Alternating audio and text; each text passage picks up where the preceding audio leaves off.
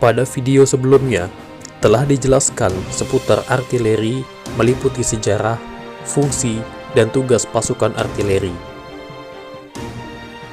Maka, pada video ini, kita akan melanjutkan untuk membahas jenis-jenis senjata artileri yang dimiliki oleh TNI.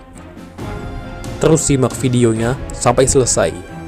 Namun sebelumnya, mohon dukung channel ini dengan like, subscribe, lonceng, dan komen, agar channel ini semakin berkembang dalam memberikan hasanah dan informasi seputar dunia militer dan teknologi.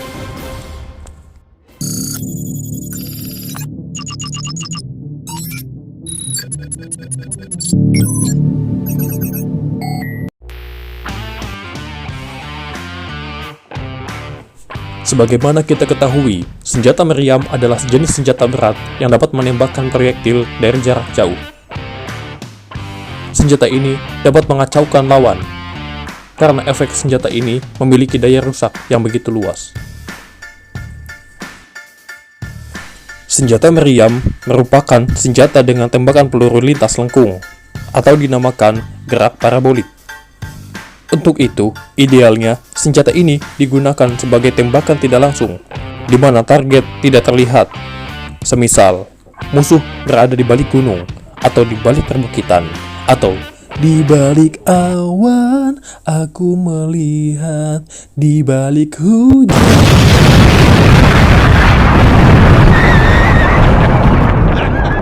Emang apa sih nggak boleh? Sombong amat. Maaf, intermezzo dikit. Dalam penamaannya, untuk penembakan tidak langsung ini disebut indirect.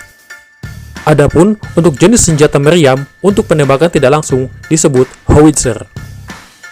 Tapi, ada beberapa jenis meriam yang dapat untuk ditembakkan langsung.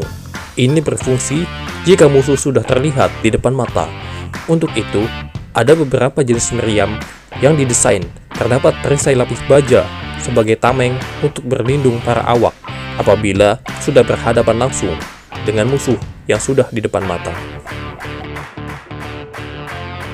Selain itu, ada juga jenis artileri ringan dengan kecepatan peluru lebih lambat, jangkauan lebih pendek, yang mempunyai trajektori lintasan peluru parabolik, bahkan ini lebih parabolik dibandingkan howitzer, dan mempunyai laras yang pendek.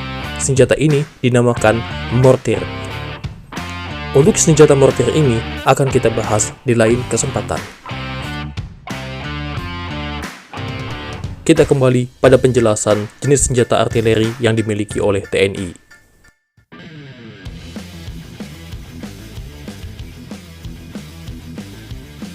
Ada begitu banyak jenis-jenis senjata artileri yang digunakan di berbagai negara, baik tipe, jenis, dan ukuran yang berbeda. Namun, pada video ini kita akan batasi. Dalam video ini, kita akan membahas jenis-jenis senjata artileri milik TNI.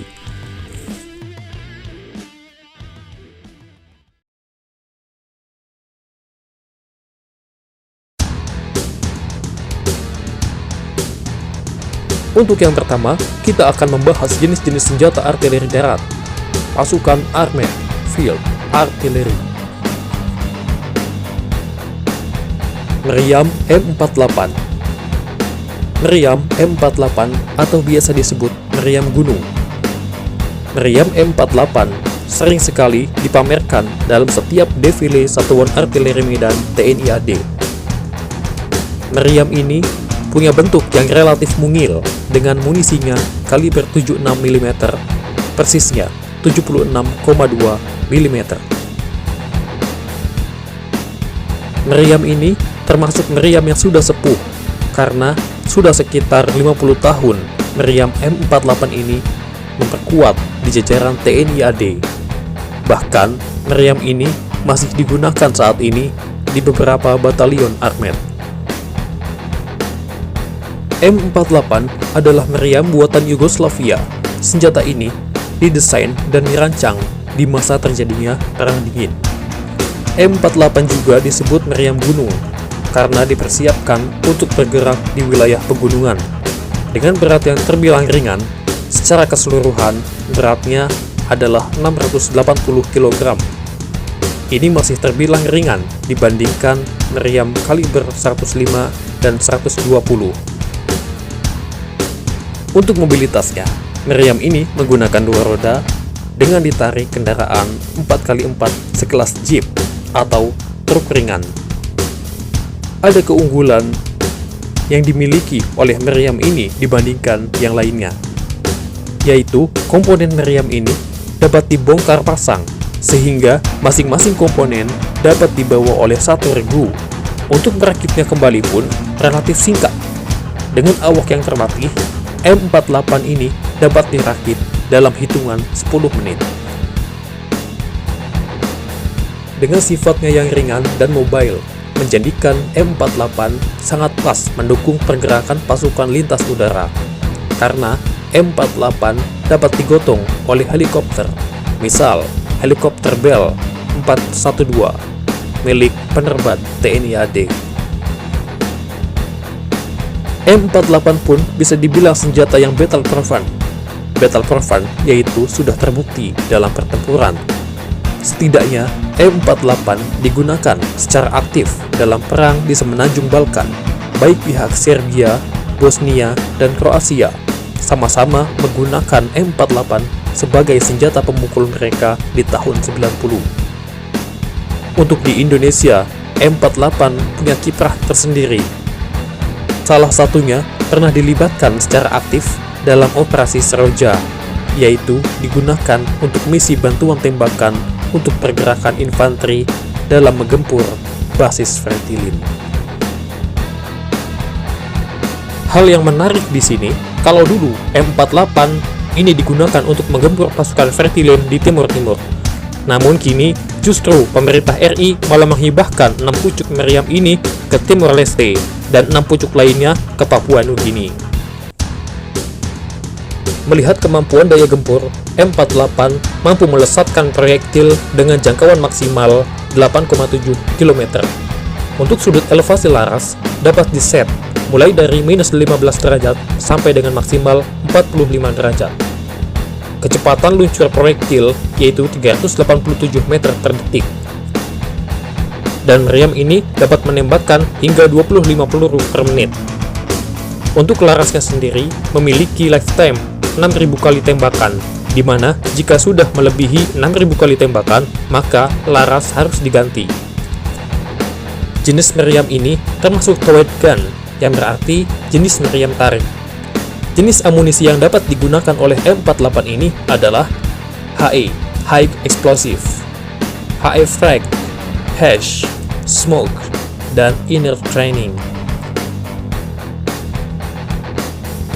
Untuk di jajaran TNI, M48 ini digunakan, yaitu di Batalion Armet, sebagai berikut.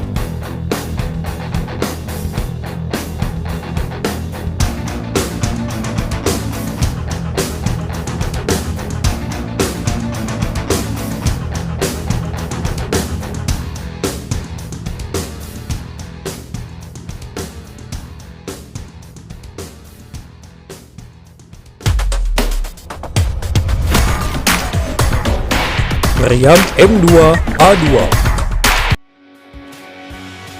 Sama halnya dengan M48, meriam M2A2 sudah lama turut memperkuat jajaran TNI AD di Batalion Armet. Usia meriam ini juga sudah tua, bukan hanya tua, tapi juga sangat legendaris, karena mempunyai rekam jejak prestasi tempur yang begitu panjang di banyak peperangan. M2A2 adalah jenis howitzer dengan kaliber 105 mm, sebuah meriam ringan yang battle-proven pada era Perang Dunia II. M2A2 termasuk meriam tarik atau biasa disebut towed gun yang memiliki dua roda untuk mobile meriam tersebut. Biasanya, meriam ini ditarik dengan truk Unimog atau Reo. M2A2 dibuat oleh Rock Island Arsenal, sebuah manufaktur produsen senjata dari Amerika Serikat. Versi awalnya, meriam ini adalah M101. Lalu, dengan dikembangkannya platform howitzer, maka M101 berkembang menjadi varian M2A2 dan pertama kali dioperasikan oleh Angkatan Darat Amerika Serikat di tahun 1940. Pada saat Perang Dunia Kedua, meriam ini digunakan Amerika Serikat untuk melawan tentara Nazi Jerman dan juga pasukan Jepang di Palagan Pasifik. M2A2 beroperasi dengan pola mekanisme recoil dan dilengkapi sistem pendingin udara. M2A2 mampu melesatkan proyektil sampai jarak maksimum 11 km dengan kecepatan proyektil 472 meter per detik. Untuk elevasi laras dapat digerakkan mulai dari -5 derajat sampai dengan maksimum 66 derajat. Untuk mengoperasikan meriam ini diawaki 6-8 personil. Walaupun bobot meriam ini relatif ringan, namun punya daya hancur yang mematikan. Usai Perang Dunia II, meriam ini juga dilibatkan dalam perang di Semenanjung Korea pada tahun 50-an. Dan howitzer ini pula digunakan oleh Amerika Serikat pada Perang Vietnam di tahun 60-70-an. Dengan berat 2 ton, maka M212 mudah dimobilisasi lintas udara, misal diangkut helikopter CH-47 Chinook.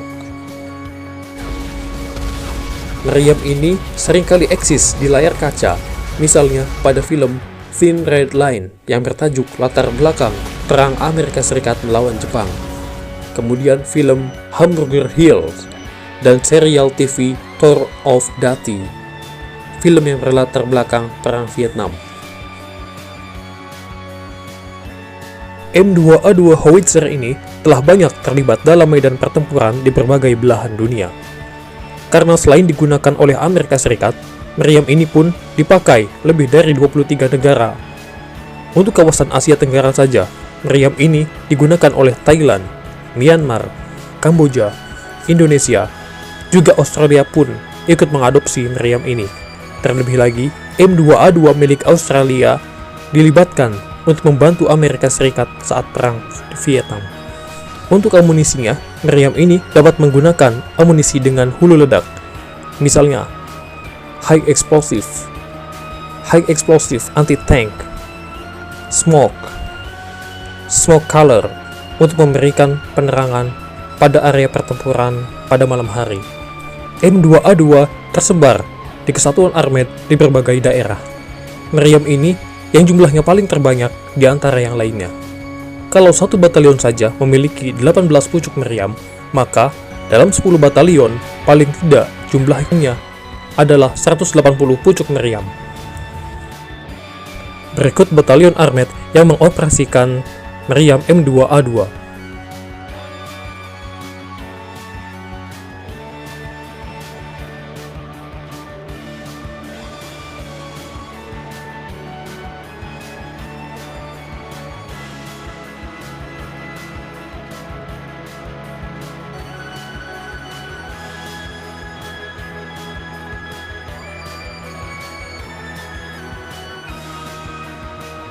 Spesifikasi meriam M2A2.